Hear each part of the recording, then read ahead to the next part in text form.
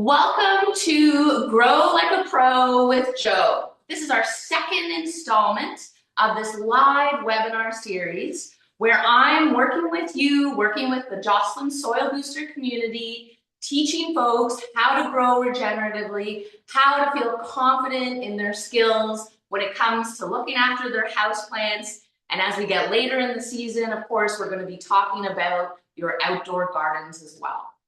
So welcome, folks, today. I'm really excited to have you here. I want to say hello to Susan. I want to say hello to Anuraj. I appreciate you both being here. I know we have a few other folks that we're planning to join us, but I do imagine we're going to be a bit of a smaller group. I'm really excited because since this is our second opportunity to do this type of a webinar, we've really leveled up our game. So we have the set zoomed in effectively. Hopefully, you're experiencing effective tech on your end. Should be good volume, should be a good picture. Please let us know if that's not a case. I have Rachel, my producer, videographer, social media extraordinaire, staff person behind the scenes. She's helping coordinate today's event. And we're trying something new as well, and that is that I'm actually also facilitating the event. So we've got a few different computers going here, a bunch of Zoom sign-ins. Hopefully everything is going to be smooth and not too many hijinks, but I am looking forward to interacting with you guys directly, and I should be able to monitor the chat. That's the goal. We'll see how well it works. Anuraj is giving all the okays. Thanks, Anuraj. Appreciate the feedback. Because we are a small group, maybe what I will suggest is that if you have questions while I'm going along, feel free to drop them in the chat. I'm going to try and keep an eye on it. Rachel maybe will give me a heads up as well if you guys have a question. And then there will be time as well at the end of the session to talk a little bit more and to interact with each other. And I'm really excited because today's webinar is specifically for newer growers or folks that really want to increase their confidence when it comes to repotting their houseplants. And in particular today, I'm going to be showing you how to use our Jocelyn Soil Booster Starter Pack. So what we're talking about in that starter pack is our raw and regenerative potting soil, which is peat-free, and it's a really phenomenal, unique product. It feeds your plants all season long. We're going to talk about using that. Of course, we have our wood chips, which serve as a mulch, and talking about how you use your mulch on indoor plants. People don't often appreciate that just like outdoors, soil needs to be covered. And then in our starter pack as well is the worm manure, and that is our supercharged booster product. And that's going to come in handy today as well. So we'll be introducing you to the starter pack.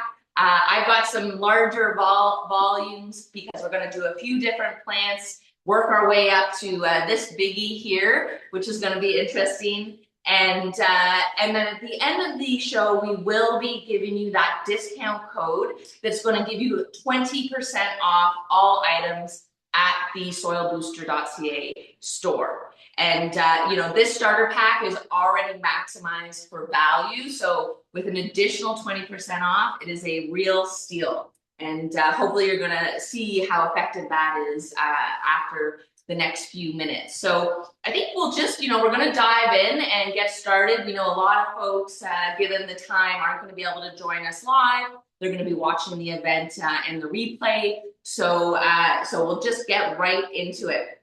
So today we're going to be talking about repotting your houseplants. And I've got a few different examples that we're going to use. We're going to start with this anthurium, which is a really common gift. It is tends to be a plant that you see around the holidays. It's nice because It is one of the few flowering houseplants that is a little bit easier to look after, can handle lower light conditions. And I actually just picked this one up a few weeks ago. It was in the discount bin. I'll be clear that it was in the discount bin, and probably because it has a little bit of molding there, but we're gonna deal with that as part of our repotting. So the first thing to keep in mind is to know when your pots and plants need to be moved into a bigger living arrangement, you could say. They're going to level up is what we're talking about. And in this case, I've had this plant for a couple of weeks. I've allowed it to climatize to its new surroundings here in my home. So it is time to move it into a slightly larger pot. And you can see here that the new pot that I'm going to be using is about 1 inch in diameter larger. So one thing that is critical to appreciate is that you don't want to go from a really small pot to a really large pot. You really need to do it gradually in a stepwise fashion, and you're only adding between 1 inch to 2 inches each time.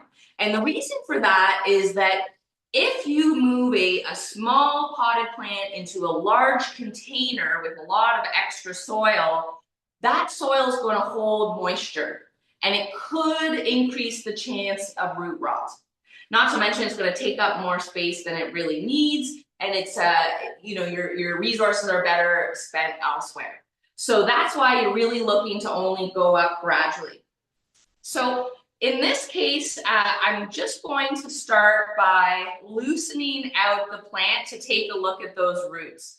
So this plant has some really nice root formation, but we can also see that it's starting to outgrow this container. And I know that in this particular case, because at the bottom in particular, some of the roots are starting to grow around in a circle. If you think out in nature, the roots are constantly moving outwards and away from the plant. So in the contained environment like a container here, as soon as they start circling, that's a really good indication that it's time to repot. Another thing, I'm not sure if you can see here, but some of these roots have even actually started to grow up and out of the soil.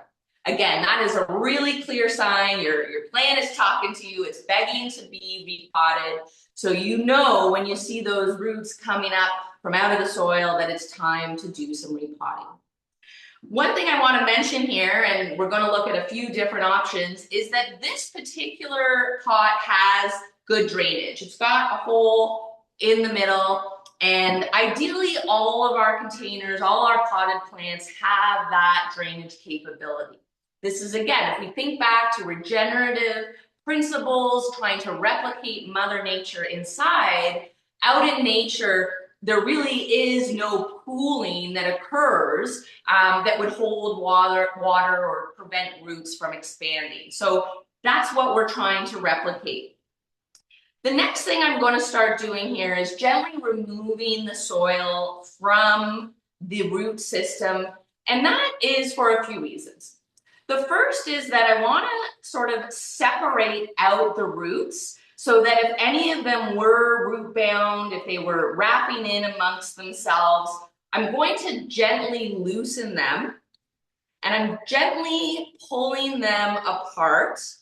And I also want to see here we have a root, and I'm just going to gently, it was wrapping around the top, and I'm going to pull it away. I really want to give these roots as much room, as much breathing space as possible without ripping them, without damaging. And it's probably worth mentioning at this point that repotting is actually quite stressful on a plant. And if we use the analogy of moving to a new home, I think we all know that is an incredibly stressful activity, and it really is a challenge, quite exhausting. And you can think of it as the same for the plant, that it's going to be stressed through this process. So you don't want to damage those roots if you don't have to. We have a new folk joining us. So Miriam, welcome. Thanks for tuning in. We're just getting started on our first repotting here. So I've gently removed all the soil or most of the soil from those roots, separated them out. The other thing that this is going to allow me to do is to assess if there's any dead roots. So that one just pulled off. It's a little bit mushy, and that tells me that that root was ready to go and we don't want to keep it around. What's interesting, and one of the reasons this is really going to help rejuvenate your plant, is that if a plant has a dying root or even a stem or a leaf that is yellowing or not healthy, the plant does continue to put nutrients and energy into that piece. It's trying to revive it, and it's taking away those nutrients and energy from healthier places in the plant, preventing it from going where it should. So again, that's another reason we want to remove any pieces that really aren't performing well. All right, so I got all the soil off the root system there. And as I mentioned, there already is drainage in this pot. So I'm not going to worry in this case about adding drainage, although we're going to look at that later. So the first thing I want to do now is measure how well this plant is going to fit in this pot. And it's fitting well. And this is also going to tell me how much soil I want to start with in there. And I can tell I need to put about a fistful of soil. So one thing to keep in mind, which not everyone appreciates, is that most potting soil, and welcome Jenna tuning in, we're just getting started. Most potting soil is best when it's initially rehydrated. And the reason for this is that potting soil tends to be hydrophobic. It means it doesn't like to hold water, at least not initially. And now this is really critical to appreciate, because now we put this right on the label, and that is that for every 5 liters of our raw regenerative potting soil, you do want to soak it with a liter or 2 of water initially for a number of hours. And that's what we've done here in this container. In prep for today's show, we made sure to fill it with water, with that soil, allow it to sit, and it really absorbs that water significantly. That's going to break that hydrophobic tension that happens at a molecular level and ensure that going forward, the soil is absorbing water when you water it. Otherwise, what tends to happen if you don't rehydrate your potting soil, whether ours or whether it's one that is peat-based, which also has this issue, is that you'll water your plant and the water will just run off the top, or it'll run right through any crevices. And that water retention capability is really not being allowed to come into effect. All right, so I'm filling up the bottom of my plant. Oh, I put too much soil in now this time. I'm going to take a little bit out. And I really want to make sure that, there we go. We want that, the crown of the plant, which is sort of right where it was sitting, growing out of the soil, we want to replant this plant at that same depth. We don't want to put it lower, and we certainly don't want to put it higher. It's going to really not react well in those circumstances. So once I have it well positioned in the pot, then I'm going to start filling in around the gaps. And this is where I'm going to gently be pressing the soil in through the roots that are a little bit of a matrix or a bit of a structure that have established themselves. And I want to gently press the soil in so that there aren't too many air pockets. One of the things that can happen if you're not pushing those soil down into the pot is that you'll notice when you come back a day or two later that the soil has really reduced. And that was because there was a lot of physical space that just hadn't been filled in with the soil. All right, so mostly I've got right now, I'm not sure if you can see there, I've left about I don't know, probably about a ½ inch at the top of the soil, because this is where I want to put some wood chips. And this is really important as a regenerative grower, as someone that is trying to replicate Mother Nature inside so we don't have to use chemicals. We want to give the microbes that are in this raw regenerative potting soil a happy, safe, moist environment to live in.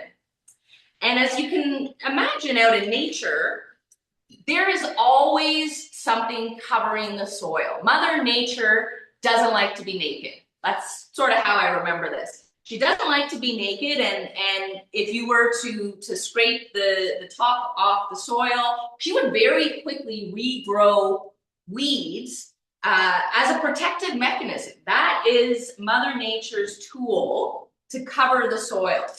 So what we do instead is we just put a little bit of wood chip mulch that comes in that starter pack around the top, on the top of the soil, which is going to ensure those microbes are covered. It's going to hold that moisture in.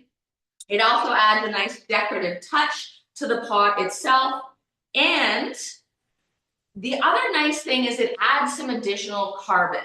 So one thing you're going to see over time, and you probably have already noticed this, is that the soil that's in your houseplant reduces, it decreases over time. And this is a good thing. This indicates that your plant is eating the nutrients that are in the soil and using them to grow bigger and stronger and put out new foliage or new blooms. And ultimately, we need to be replacing those nutrients. Adding a mulch layer on top is an easy way to provide that carbon long term. All right, so we have our first repotting completed. And I always like to mention that it is important to just top it up with a little bit more water. Again, this is going to really allow the soil to settle in well. And I will suggest that you want to water until you see the water coming out the bottom, so long as that container has those drainage holes that we discussed. All right, one and done. We're good to go. It doesn't look like anybody has any questions. For those of us who joined late, feel free to drop some questions in the chat. We're going to be answering them as we go. One thing I should mention is that I did put some plastic down to deal with the mess. So repotting is not the time you want to be worried about keeping things clean and tidy. Better to be prepared, put some paper or some plastic down so that you can easily clean up after the fact. All right, so here we go. We're doing our next plant. And this plant is a type of leopard lily. It's got that beautiful variegated coloring on it. However, you'll see that there are some brown spots. So this is one of the ways that I know that this particular plant is ready to be repotted, is that the nutrients in this soil, and again, this is not my soil, this was a purchased product, has gone depleted. Most potting soil, unfortunately, has been sanitized, and that's why you would have to add chemicals or fertilizer. So that's really what's happened here. We want to get this plant baby into the raw regenerative potting soil, so it's getting those on-demand nutrients from the microbes and really living its best life, so to speak. So the first thing we're going to do, actually, I think the first thing I'm going to do is cut off any of that foliage that is brown. So it is totally okay for you to go in and trim off the little brown bits. It's one of the secrets of plant care is that you can trim off the little brown bits on your leaf, on your foliage. I always like this part because it's kind of like you're giving your plants a bit of a haircut. And I do find that if you keep the shape of the leaf, then nobody is the wiser. And there's some dead matter here at the bottom. I want to get rid of that as well. Anything brown, really, I'm trying to get rid of. Again, you don't want the plant putting energy, putting effort into trying to keep a brown leaf growing. All right, so we're gonna bring this baby out now. What we're seeing here is that this plant is dripping water, and what that tells me is there really wasn't effective drainage in this container. And I can't tell you how critical it is to keep drainage in mind. Now, that being said, this container doesn't have drainage. What are we gonna do?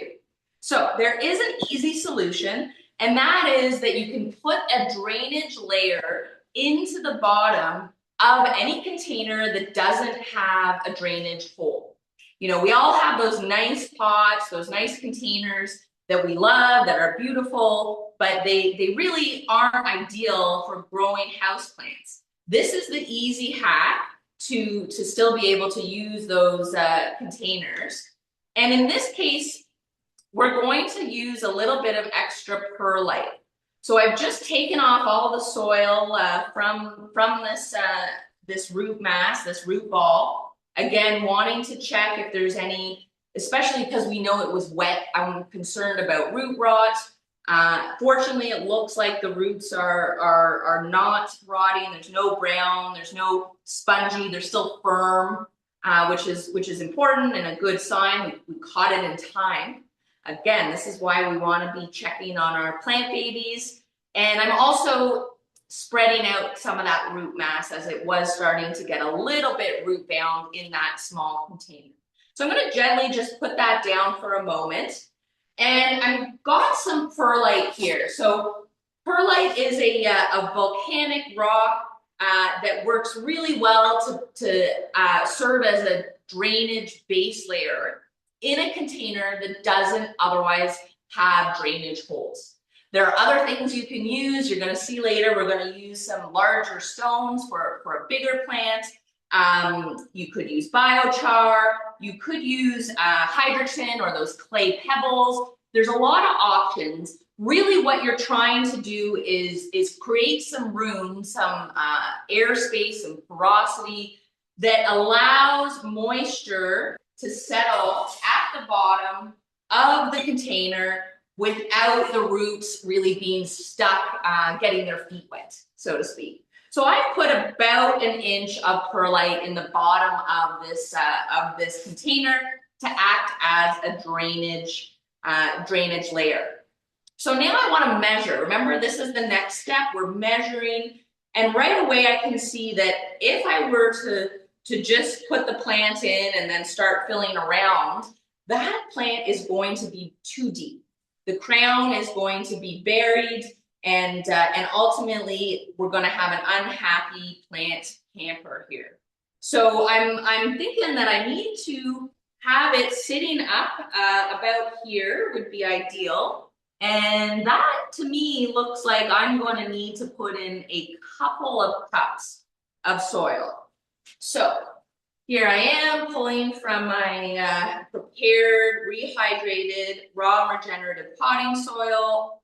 I'm just sort of, again, wanting to really make sure that it is, I don't want it compacted, that's for sure. We want to maintain the air space, and that's really critical in a potting soil. You want to have that space for the roots to grow, for air, which allows the microbes to breathe and do their job, and then of course water space to be providing the water for the microbes and the plant. But I also want to make sure it's well settled. All right, so now I think I can start working around the plant.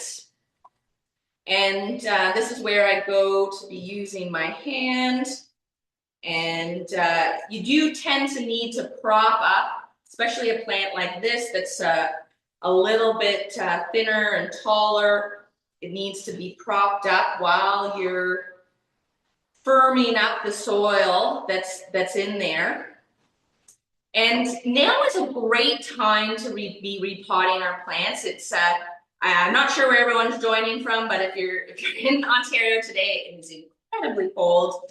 However, it is nice and sunny, and we're getting the longer days now, which means that these plants, your house plants, are reawakening. They're about to go into their spring growth period, and so repotting now is a perfect opportunity to give them a fresh home, a fresh start, give them access to the nutrients, to the microbes that they need to really live their best life and to really make you a proud plant parent. That's what it's all about, right? Okay, we have our first question. Amazing, amazing. Let's see here. All right. Thank you, honor. So how do you identify the crown of the plant? Excellent question. So the crown of the plant is where the root ball meets the stem. So it's if a plant was outside, if it was a perennial plant, the crown is right at the last part of the plant that you can see before it's entered into the soil to grow its root ball. And that is, you can kind of think of it as the top, the name is fitting, as the plant is the crown on the head of the root ball. And so that is really where you want to keep your soil level with the crown, so as not to disturb the way that the plant has been growing up until now. So great question, thank you. And keep those questions coming, please. So we're back now. I've sort of pressed that soil down. I'm feeling confident that there aren't any big gaps or air spaces. So the final step again is we're going to be placing some of those wood chips around the plant, and that's going to be keeping our microbe friends happy. Another benefit is that when it has that mulch on the soil, it doesn't dry out as quickly. And if you're like me, you're not always diligent about watering your plants, or if you travel perhaps in the summer or whatnot, this is a great easy way to extend the moisture levels in your plant without overwatering. Because that is a very classic mistake. People often overwater their plants. And again, one of the reasons we like to keep that drainage layer there is to compensate for that. Now, in this case, I'm going to be pretty sparse with my watering. I do want to water always after you repot. You want to water, you want to allow the soil to settle, allow the roots to really spread out and then activate those microbes. But in this particular case, because there's no drainage, I was sparse. I didn't want to overwater, especially with an aroid or a tropical type plant. Always better to be a little bit drier. They are used to that. They can go extended periods, as you can imagine, and growing up in the tropics. And that's really a better option than airing on too much water, where you're going to get the root rot and have a whole host of other problems. All right, so we've got that baby done now. I'm going to clean up my workspace a little bit. I know, unusual that I do any cleaning at all, to be totally transparent about that. Maybe we'll just shove it up to the front. That's how I like to clean things. Okay, next plant. Okay, guys, this is it. We've worked up to the biggie. This is going to be our pièce de résistance, as they say. And that's my friend over here. Oh my goodness. All right, okay. So here we have our, so there's a couple of reasons why, can you see me? Can you see me through Okay, there's a couple of reasons why I've chosen this particular plant to repot today. Aside from the fact that I thought it would be good to really tackle something that that is sort of, this is probably not intro level. This is definitely medium to advanced level repotting. So so stick with me here though. It's exactly the same principles.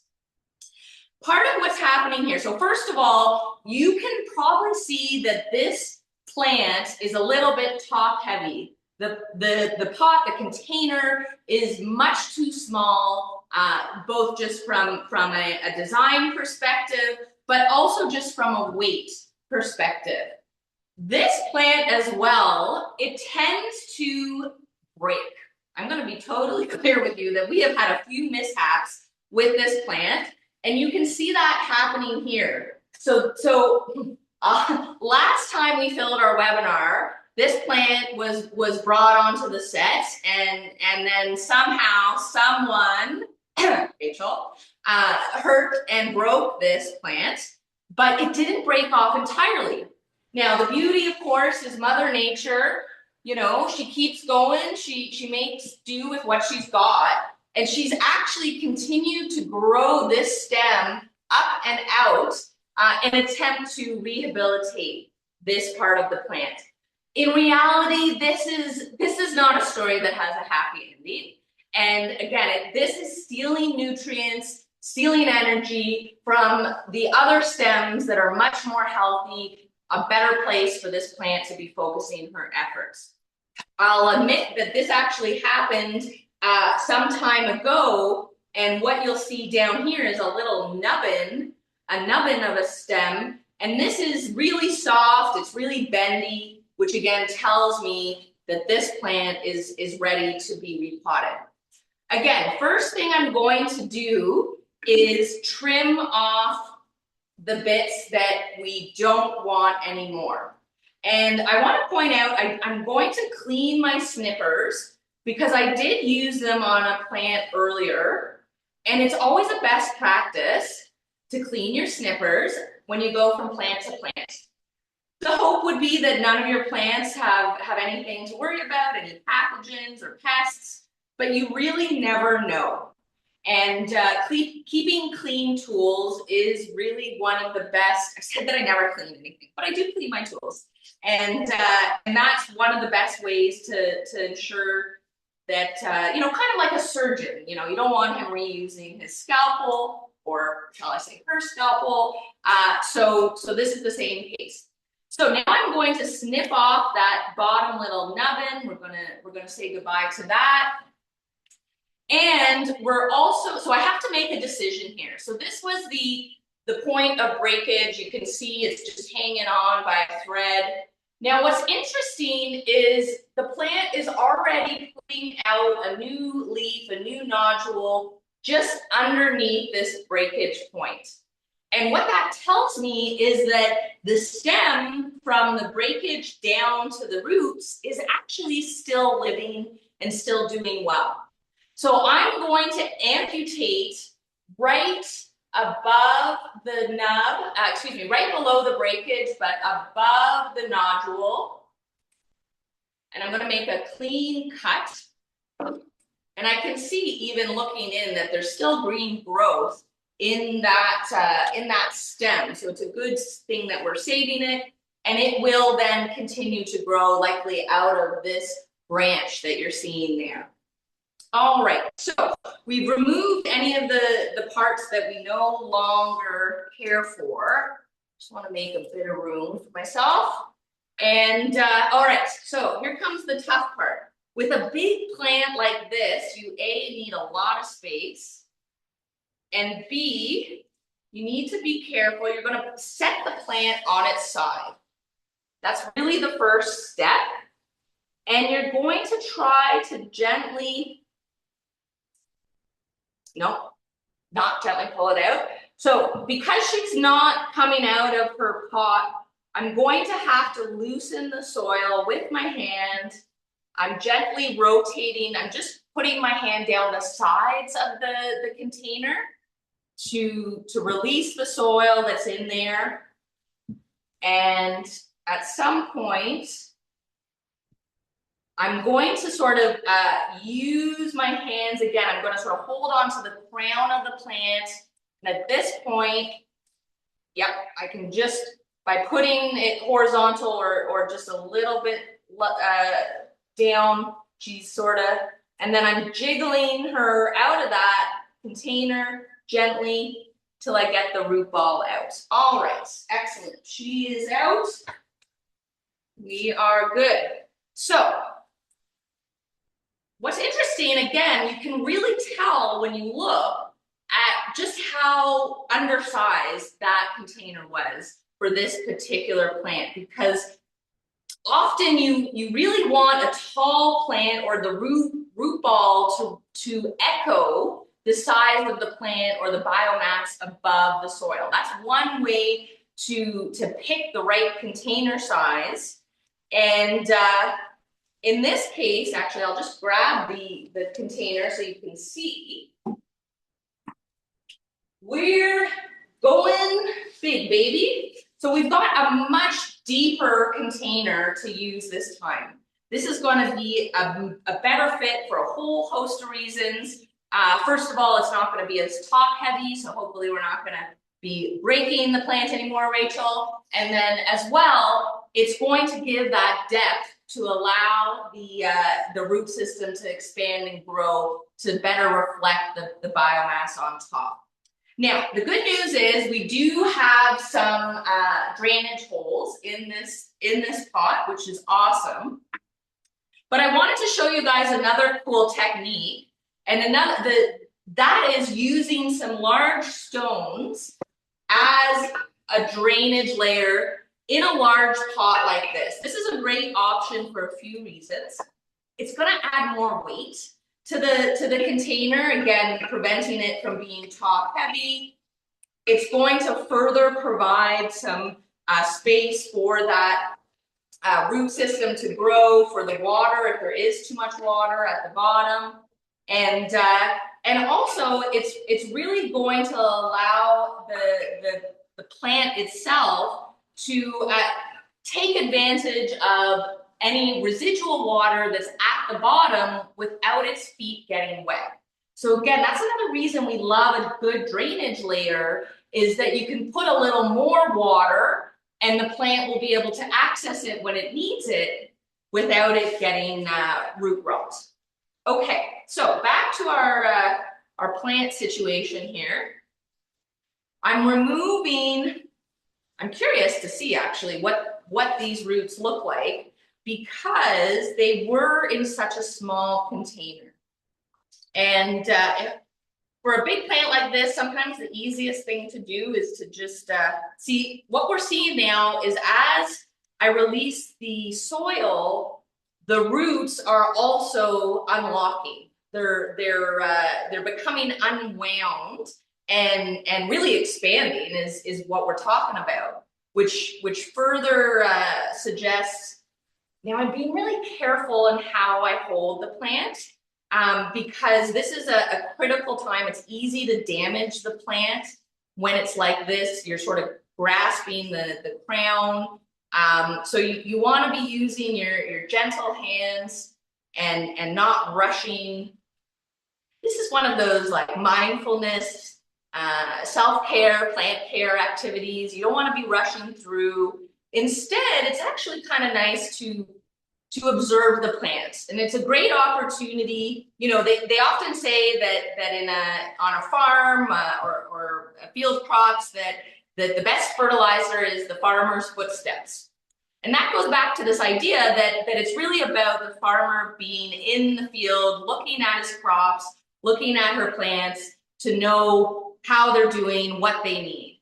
And this is the exact same principle, but for indoor houseplants. This is our opportunity to be checking in on our plant babies, seeing how they're going, what do they need from us.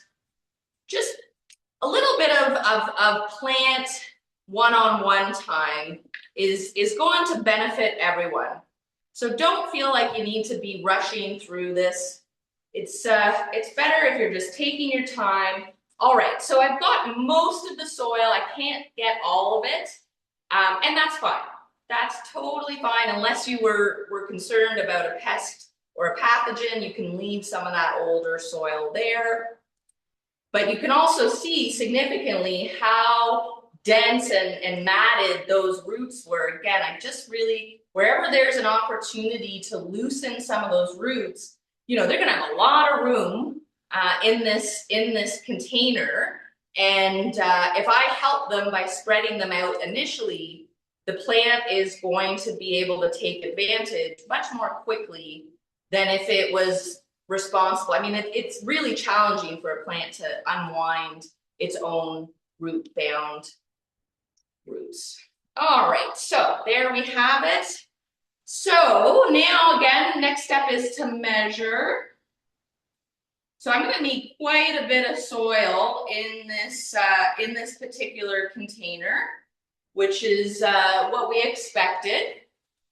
So I will just quickly use my favorite raw regenerative potting soil. If you aren't familiar yet with why this product is so amazing, it has all the biology, all the nutrients that your plant needs for a full growing season. So you don't have to keep adding fertilizer, and it's also peat free.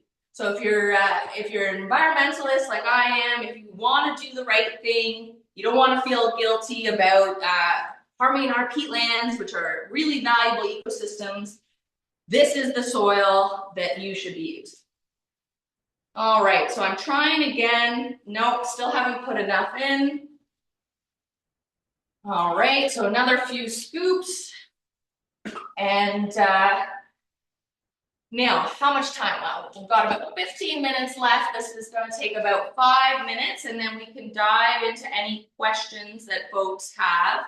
If there's time, I also want to show you how you would use the worm manure that comes in the starter pack. So, quick reminder that what we're using today is the starter pack, which is the 10 liters of potting soil, the wood chips, and the worm manure, which is sufficient. You'd be able to repot a plant of this size, or 3 or 4 of the smaller plants that we were doing earlier. Okay, so at this point, I have enough base layer soil, and now I'm just going to start filling in around the sides. I'm also going to make sure it's positioned upright. This is sort of your one chance to get the plant positioned the way that you would like it. And then we'll be ready to, so I really tried to encircle the root ball, and I'm just going to, again, just gently try and make sure that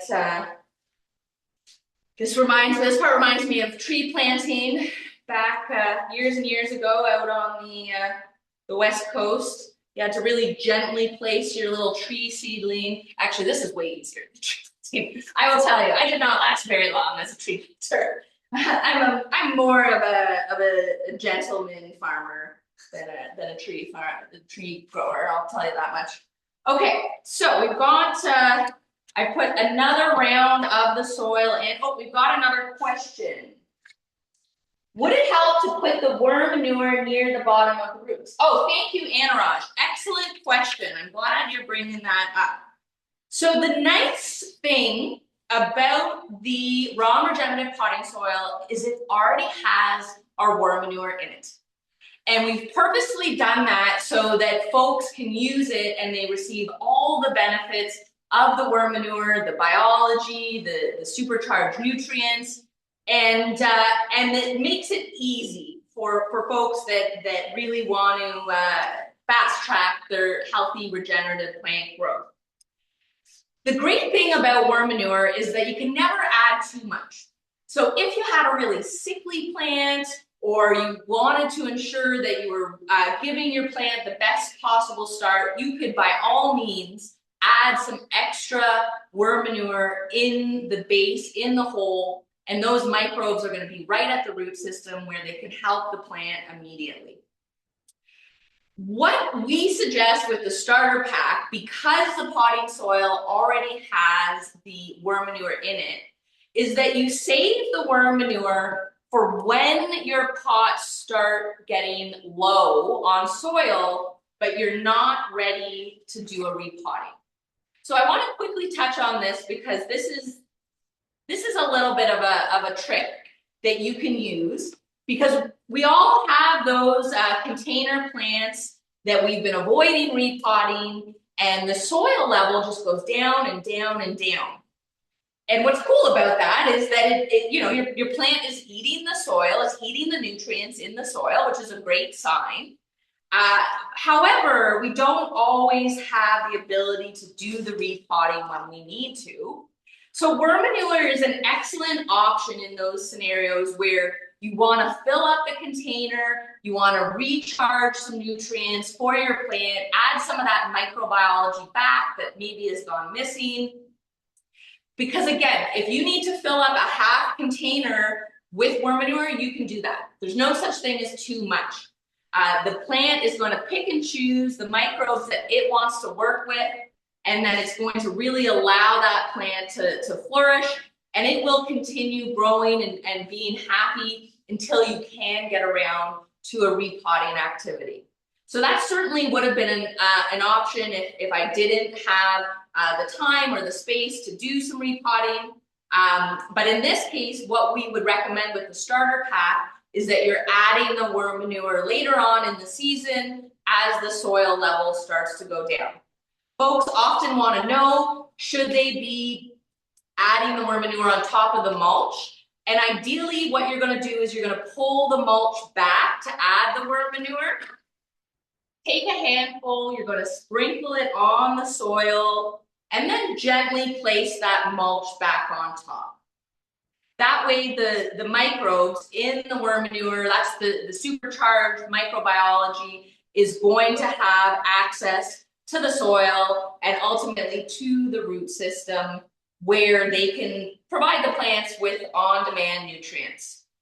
The roots and the microbes, they have a language. They communicate, the roots will ask for the nutrients, but those microbes have to be there to feed the right nutrients at the right time.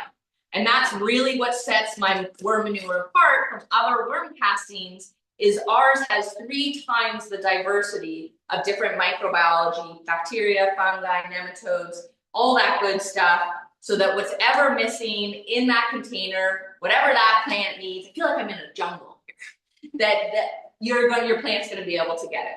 All right, so look at this baby. It is doing so well. I'm very proud. I watered it, and I'm just waiting to see if that water comes through to indicate that I put enough on it.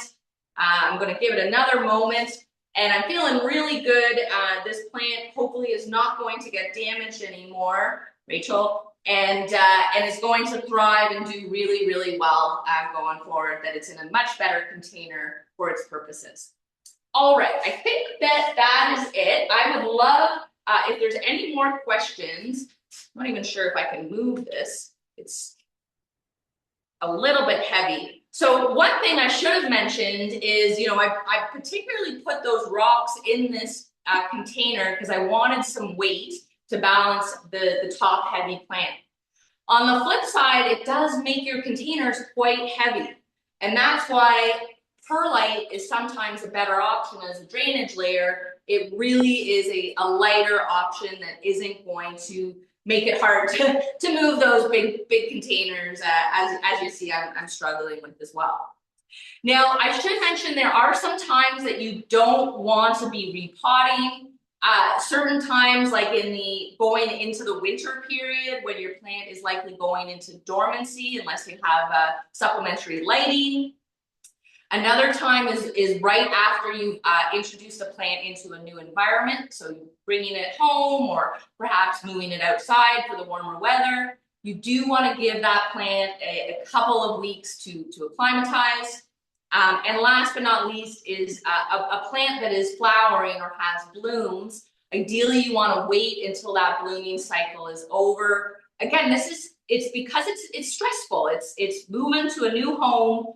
Now, the great thing about using the raw regenerative potting soil and the worm manure is that one of the functions of the biology is as first aid responders. This is your ambulance, your primary care providers that can ensure that the shock, the difficulties that the plant experiences during transplanting, during repotting, are quickly remedied. The plant is going to be able to get the right nutrients at the right time instead of struggling for an extended period of time. So again, that's another thing to consider why you might want to try the starter pack. So on that note, I should mention we've got the discount code.